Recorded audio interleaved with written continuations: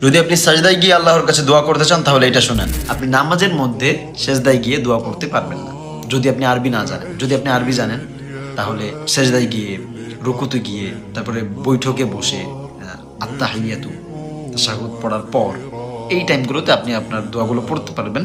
তবে হচ্ছে দোয়াগুলো শরীয়ত সম্মত হতে হবে, বা শরীয়তে যে সকল দোয়া বলা আছে ওই দোয়াগুলো পড়তে হবে, অথবা ওই টাইপের দোয়া, ওই টাইপের অর্থ বহন করে এমন দোয়া পড়তে হবে যারা আরবি জানে তাদের জন্য।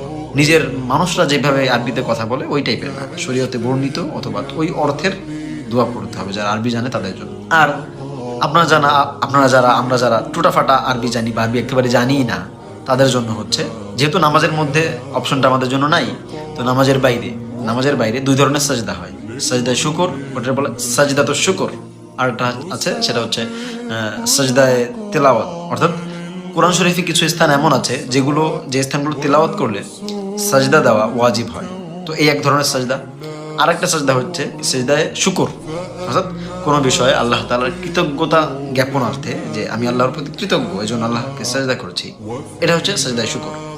তো আপনি সাজদায়ে শুকর করতে পারেন উজু করে নিয়ে, আল্লাহু আকবার বলে সাজদায়ে শুকরে যান। সাজদায়ে শুকরে গিয়ে, সেটা যেহেতু নামাজের মতো না, সেটা যেহেতু নামাজের থেকে আলাদা, তো এই সাজদায়ে শুকরে আপনি হচ্ছে দোয়া চাইতে পারেন বাংলায় আল্লাহ, তবে অহেতুক কিছু না বলা, বা আপনি আদব রক্ষা করে, আল্লাহ আজ্জা ওয়াজালের আদব, তিনি যেমন আলা, ওই টাইপের আদব রক্ষা করে আপনার দোয়া চাওয়া উচিত। এবং সাজদায় গিয়ে আল্লাহ তাআলাকে আপনার চাওয়া পাওয়া যেগুলো হালাল, সেগুলোকে আল্লাহ তাআলার কাছে বুঝিয়ে সেগুলো আপনি আপনার ভাষা চাইতে পারেন, সমস্যা নেই।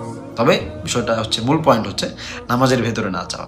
যারা দোয়া করতে চান নামাজের বাইরে নিয়ত করবেন সাজদায় শুকর আদায় করতেছি, আল্লাহু আকবার বলে সাজদায় যাবেন, সাজদায় গিয়ে সেখানে আপনি আপনার মন মতো দোয়া করবেন, তবে নামাজের মধ্যে না, ঠিক আছে, নামাজের বাইরে। আসসালামু আলাইকুম।